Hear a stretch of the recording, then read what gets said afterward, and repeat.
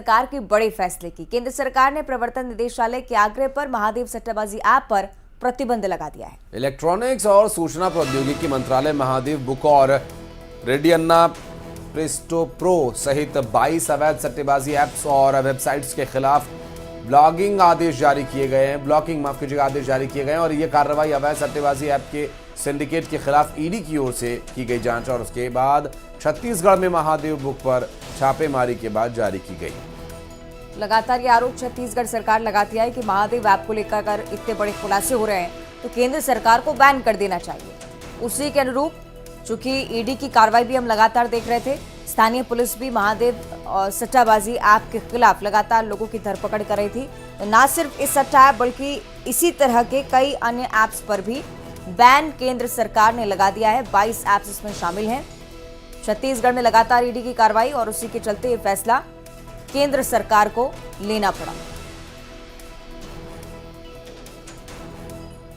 तो वहीं इस पर छत्तीसगढ़ के मुख्यमंत्री भूपेश बघेल ने सोशल मीडिया पर अपना रिएक्शन भी दिया। उन्होंने लिखा, आखिरकार केंद्र सरकार को होश आया, महादेव बुक ऐप पर बैन लगाने का फैसला किया। कई महीनों से सवाल पूछ रहा हूं कि सट्टा खिलाने वाले इस ऐप के केंद्र सरकार ने बंद इसे क्यों नहीं किया। मैंने तो यहां तक कहा था कि शायद 28% जीएसटी के लालच में प्रतिबंध नहीं लग रहा है या फिर कोई और कारण है।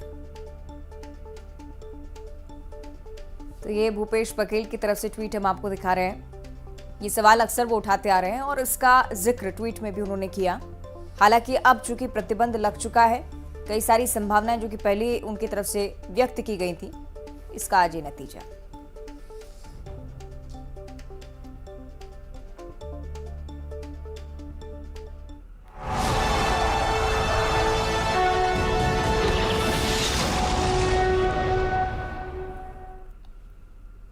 और अब बढ़ते हैं आगे। महासंग्राम 2023 पे नजर डालेंगे चुनावी खबरों पर।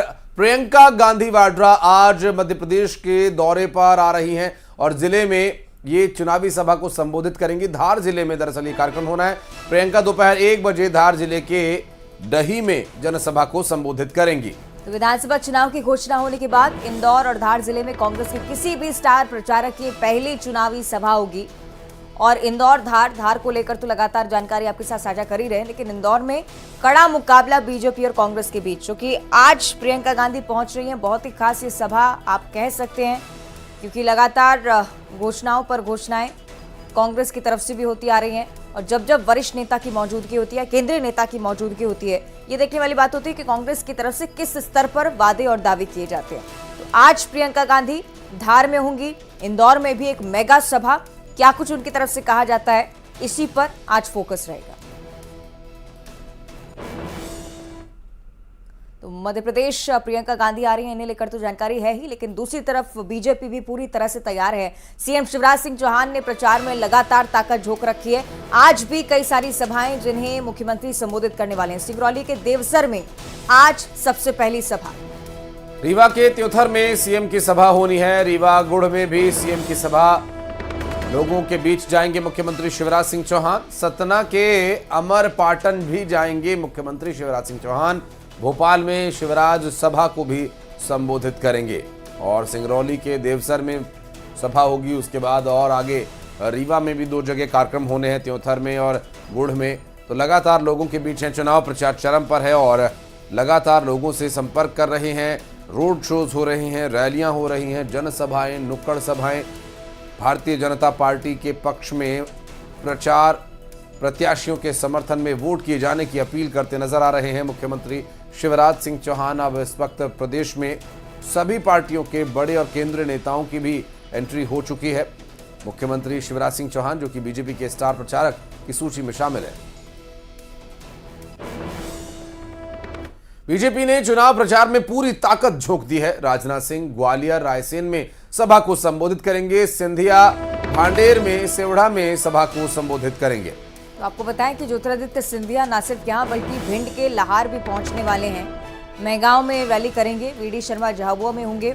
शाम को इंदौर 3 में जनसंपर्क भी वीडी शर्मा करने वाले हैं। कुल मिलाकर ये मेगा कार्यक्रम बीजेपी की तरफ से आज प्रचार प्रसार को लेकर ज्योतिरादित्य सिंधिया, राजनाथ सिंह, बीजेपी के प्रदेश अध्यक्ष वी डी शर्मा, ये 3 प्रमुख चेहरे आज कहां-कहां पहुंचेंगे, इसे लेकर विस्तार से जानकारी आपके साथ हम साझा कर रहे हैं।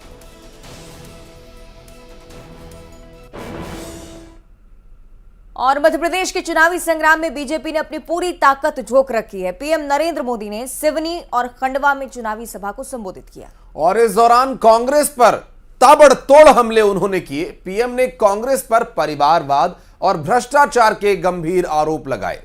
और आपको यह भी बताएं कि लोगों से कहा है उन्होंने कि मध्य प्रदेश में डबल इंजन की सरकार अगर बनती है तो विकास का दावा उनकी तरफ से होगा। देखिए, पीएम मोदी ने एमपी के चुनावी संग्राम के बीच 2 सभाओं को संबोधित किया।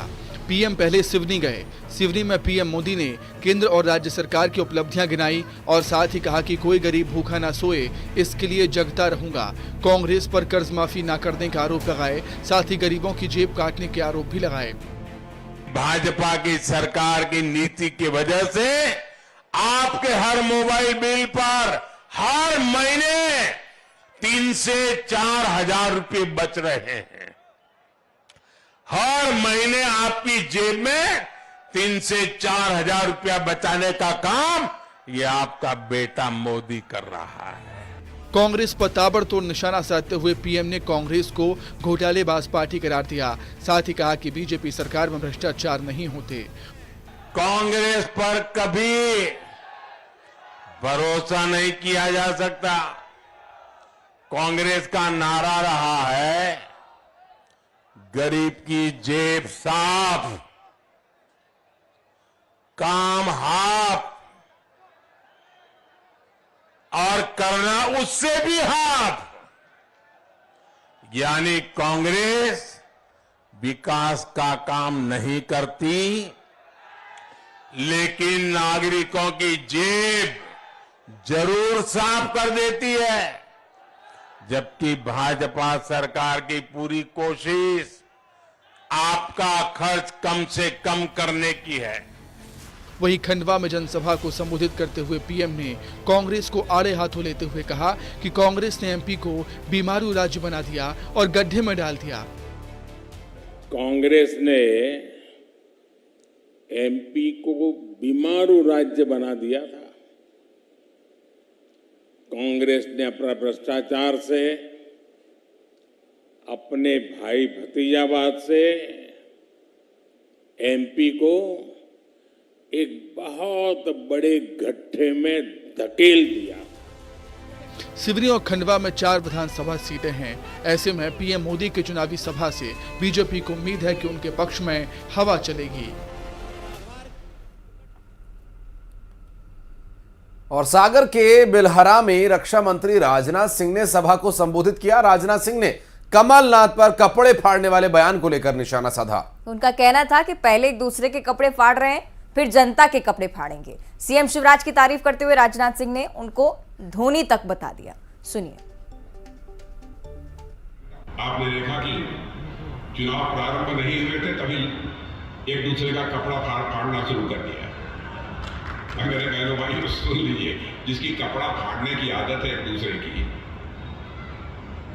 कपड़ा फाड़ने की आदत है, इनकी यदि सरकार बन जाएगी तो आपका कपड़ा फाड़ेंगे, जनता का कपड़ा। और इधर केंद्रीय मंत्री पीयूष गोयल बाबा महाकाल की नगरी उज्जैन पहुंचे। सबसे पहले भगवान महाकाल का आशीर्वाद उन्होंने लिया है और उसके बाद प्रबुद्धजन, व्यापारी और उद्यमों की बैठक को भी उन्होंने संबोधित किया। उन्होंने कहा कि एमपी की जनता ने पूरी तरह से मन बना लिया है कि बीजेपी की सरकार एक बार फिर बनानी है। दरअसल लगातार जनसंपर्क कर रहे हैं केंद्रीय मंत्री और स्टार प्रचारकों की सूची में उनका भी नाम शामिल है। ऐसे में वो जनसंपर्क के लिए निकले हैं और प्रबुद्ध जनों की बैठक, व्यापारियों के साथ चर्चा उन्होंने की। उज्जैन में पहले बाबा महाकाल के दर्शन के लिए पहुंचे थे केंद्रीय मंत्री पीयूष गोयल।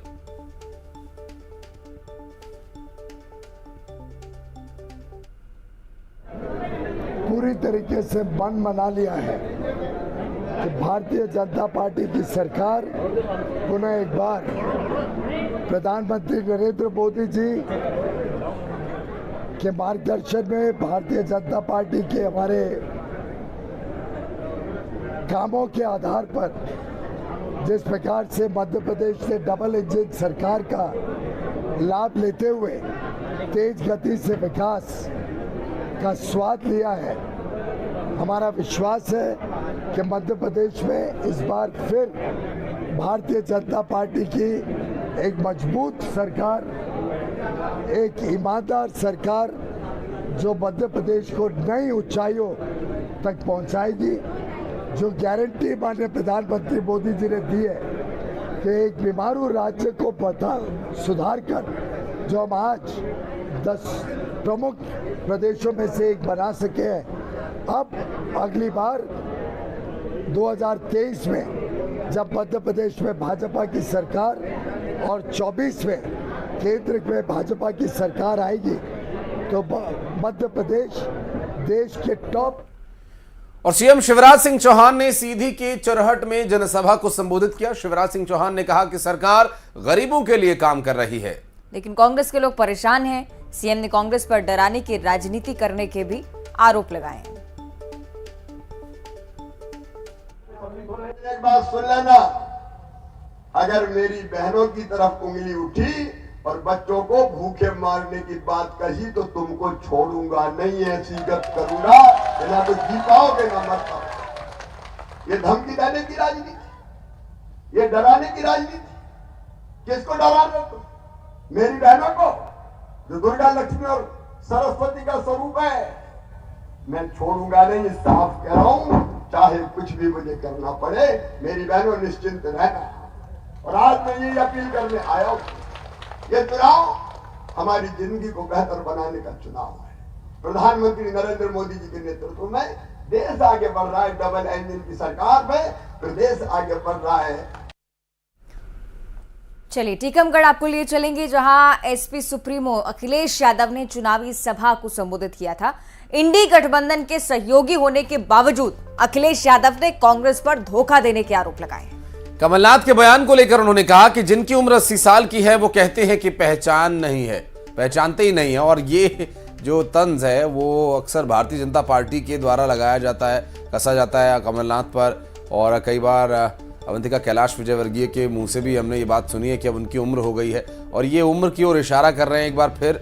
बल्कि यहाँ तो उन्होंने स्पष्ट ही कह दिया कि 80 साल के ऊपर के लोग पहचानते नहीं हैं। छोड़िए अखिलेश वाले बयान को लेकर, यहाँ अखिलेश यादव समाजवादी पार्टी के मुखिया बोलते नजर आए। दुखी थे, कांग्रेस ने धोखा दे दिया। अरे जब हमें धोखा दे दिया तो तुम कहां के वंशज हो? बंसल जी दुखी है, कांग्रेस ने धोखा दे दिया, हमें पहचाना ही नहीं। अरे भाई जिनकी उम्र 80 साल हो कैसे पहचानेंगे आप बताओ। हम कोई नाराजगी नहीं है किसी से, लेकिन हम ये मानते हैं, ये स्वीकार करते हैं कि 80 साल के जो लोग होंगे। तो चुनाव है और प्रचार में धोखेबाजी और बयानबाजी ये लगातार इस चर्चा का भी विषय अभी तक चुनाव में तो कम से कम ये रहेगा ही। बहरहाल बढ़ते आगे, कांग्रेस उपाध्यक्ष भूपेंद्र गुप्ता ने बीजेपी और अखिलेश यादव पर निशाना साधते हुए कहा कि कांग्रेस कई सालों से जनता की सेवा कर रही है। कांग्रेस प्यार मोहब्बत की राजनीति करती है, जिसको हमारी विचारधारा पसंद है वो हमारे साथ आए। कांग्रेस पार्टी ना किसी के सामने गिड़गिड़ाती है ना धोखा देती है। कमतरी का शिकार होते हैं वो इस तरह की बात करते हैं। कांग्रेस पार्टी 138 साल से जो है जनता की सेवा कर रही है। ये आरोप जो है वो लोग लगाते हैं जिन लोगों को जो है अपने आसपास के परिवेश का एहसास नहीं। कांग्रेस पार्टी न किसी के साथ। चुनाव केवल चुनाव नहीं होता बल्कि ये लोकतंत्र का त्योहार भी कहलाता है और जब त्योहार हो तो उसमें रंग भी कई तरह के नजर आते हैं। मध्य प्रदेश और छत्तीसगढ़ के विधानसभा चुनाव में भी यही लगातार नजर आ रहा है। प्रत्याशी पूरी तरह से चुनावी रंग में रंगे हुए हैं, कोई खुद के लिए तो कोई अपने दल के लिए नए नए कलेवर में दिखाई दे रहा है और हर किसी की यही कोशिश है कि मतदाताओं को लुभाया जा सके।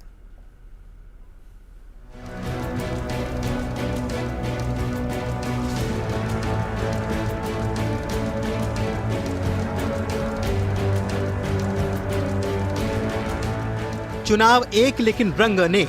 लोकतंत्र के महापर्व में उम्मीदवार भी अनेक रंगों में रंगे नजर आ रहे हैं।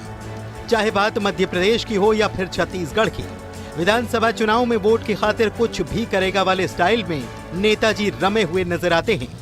पहले तस्वीरें इंदौर की देखिए। कांग्रेस के पूर्व मंत्री और कद्दावर नेताओं में शुमार जीतू पटवारी, जो कि राऊ विधानसभा सीट से मैदान में उतरे हुए हैं। चुनाव प्रचार करने के लिए वे घोड़े पर सवार हो गए। एक तरफ थे घोड़े पर सवार जीतू पटवारी, तो दूसरी तरफ उनके ही संग सड़क पर पैदल पैदल चलकर पार्टी के नारे लगाते हुए कार्यकर्ता। कुल मिलाकर वोटर्स को लुभाने के लिए पटवारी का यह अंदाज चुनावी सीजन में सुर्खियों में आ गया।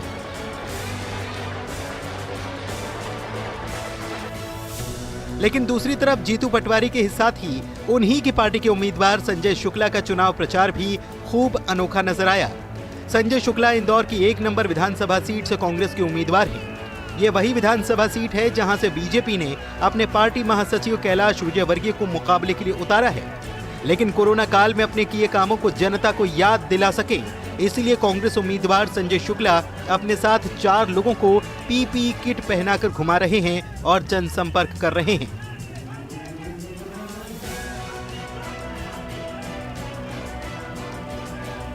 वैसे संजय शुक्ला बनाम कैलाश विजयवर्गीय वाला मुकाबला बड़ा दिलचस्प हो चला है और हर कोई अपने अपने अंदाजे नतीजों को लेकर अभी से लगा रहा है।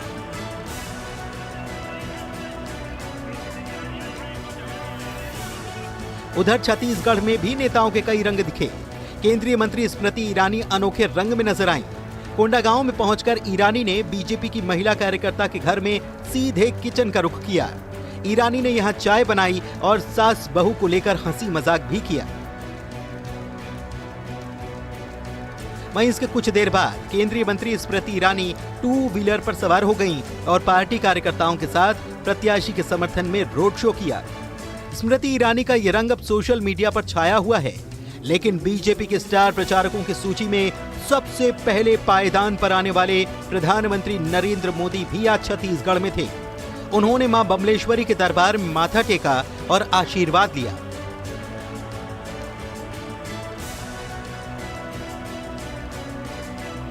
इसके बाद जैन मुनि आचार्य श्री विद्यासागर जी महाराज के चरणों में भी जैन तीर्थ स्थल चंद्रगिरी पहुंचकर शीश नवाया और उनका आशीर्वाद लिया।